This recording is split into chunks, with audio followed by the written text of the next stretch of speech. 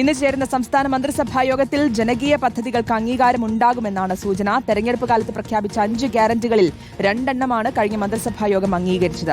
ഇനിയുള്ള 3 ഗ്യാരണ്ടികൾ ഇന്നത്തെ യോഗം പരിഗണിച്ചേക്കും. മറ്റ് പ്രധാനപ്പെട്ട തീരുമാനങ്ങൾ മന്ത്രിസഭാ യോഗത്തിൽ ഉണ്ടാകുമോ എന്നാണ് രാഷ്ട്രീയ കേരളം നോക്കുന്നത്. MG പ്രതീഷ് വിവരങ്ങൾ നൽകാനുണ്ട്. Pratheesh, good morning. വലിയ പ്രതീക്ഷയാണ്, വാനോളമാണ് പ്രതീക്ഷകൾ. അടുത്ത ജൂൺ 15-ാം തീയതി മുതൽ KSRTC ബസ്സിൽ സൗജന്യ യാത്ര, വയോജനക്ഷേമ വകുപ്പ്, ഇത് രണ്ടും ആദ്യ ക്യാബിനറ്റിൽ തന്നെ അത് അംഗീകരിച്ചു. അത് മാധ്യമങ്ങൾക്ക് മുന്നിൽ വലിയ സന്തോഷത്തോടുകൂടി പറയുകയും ചെയ്തു. എന്നാൽ ഇനിയുമുണ്ട് ഒരുപാട്. ഇപ്പോൾ ക്ഷേമ പെൻഷൻ 3000 രൂപയാക്കണം, 25 ലക്ഷം രൂപയുടെ ആരോഗ്യ ഇൻഷുറൻസ്, അതോടൊപ്പം കോളേജിൽ പഠിക്കുന്ന വിദ്യാർത്ഥിനികൾക്ക് 1000 രൂപ വെച്ച് നൽകുന്ന പദ്ധതി. പക്ഷേ ഇതിനെല്ലാം ഫണ്ട് എവിടെ എന്നുള്ളൊരു ചോദ്യം കൂടിയുണ്ട്. അപ്പോൾ ഇന്നത്തെ മന്ത്രിസഭാ യോഗത്തിൽ ഇതൊക്കെ പരിഗണനയ്ക്ക് വരുമോ?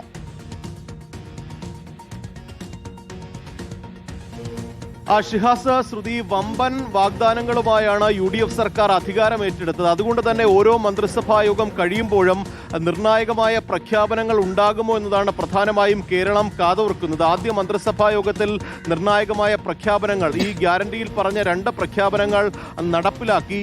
ഇന്ന് ചേരുന്ന മന്ത്രിസഭാ യോഗത്തിൽ ഏതെങ്കിലും തരത്തിൽ നിർണായകമായ പ്രഖ്യാപനങ്ങൾ, ക്ഷേമ പ്രഖ്യാപനങ്ങൾ ഉണ്ടാകുമോ എന്നതാണ് പ്രധാനമായും ഉറ്റുനോക്കുന്നത്. ഷിഹാസ് സൂചിപ്പിച്ചതുപോലെ തന്നെ ഈ തിരഞ്ഞെടുപ്പ് വാഗ്ദാനമായി നൽകിയ മറ്റ് ഗ്യാരണ്ടികൾ നടപ്പാക്കാനുണ്ട്. അതിൽ ഏതെങ്കിലും ഗ്യാരണ്ടികൾ ഇന്നത്തെ മന്ത്രിസഭാ യോഗത്തിൽ ചർച്ചയാകുമോ, അത് ഇന്ന് മുതൽ നടപ്പിലാക്കി തുടങ്ങുമെന്നതാണ് പ്രധാനമായും പ്രതീക്ഷിക്കപ്പെടുന്നത്. ക്ഷേമ പെൻഷൻ 3000 രൂപയാക്കുമെന്നതാണ് മറ്റൊരു പ്രധാനപ്പെട്ട വാഗ്ദാനം. അത് ഉടൻ നടപ്പിലാക്കുമോ എന്ന കാര്യം ഉൾപ്പെടെ ഇന്നത്തെ മന്ത്രിസഭാ യോഗത്തിൽ ഒരുപക്ഷെ ചർച്ചയായി വന്നേക്കാം. മാത്രമല്ല, ഈ KSRTCയിൽ സൗജന്യ യാത്ര നിലവിൽ അനുവദിച്ചിട്ടുണ്ട്. പക്ഷേ അത് ഏത് തരത്തിലാണ് നടപ്പിലാക്കുക എന്ന കാര്യത്തിൽ വ്യക്തതയില്ല. അത് പിന്നീട് പറയാം എന്നതാണ് മുഖ്യമന്ത്രി പറഞ്ഞിരിക്കുന്നത്. അതുകൊണ്ട് തന്നെ അതിന്റെ തുടർ നടപടികൾ ഒരുപക്ഷെ മന്ത്രിസഭാ യോഗത്തിൽ ചർച്ച ചെയ്തേക്കാം. ഏത് തരത്തിൽ ഈ പദ്ധതികൾ നടപ്പിലാക്കുന്നതിന് പണം കണ്ടെത്തണം എന്നതുൾപ്പെടെയുള്ള കാര്യങ്ങളായിരിക്കും മന്ത്രിസഭാ യോഗം ചർച്ച ചെയ്യുക. മാത്രമല്ല, ഇനി നിയമസഭാ സമ്മേളനം വിളിച്ചു ചേർക്കേണ്ടതുണ്ട്. 29-ന് നിയമസഭാ സമ്മേളനം വിളിച്ചു ചേർക്കാൻ ഗവർണറോട്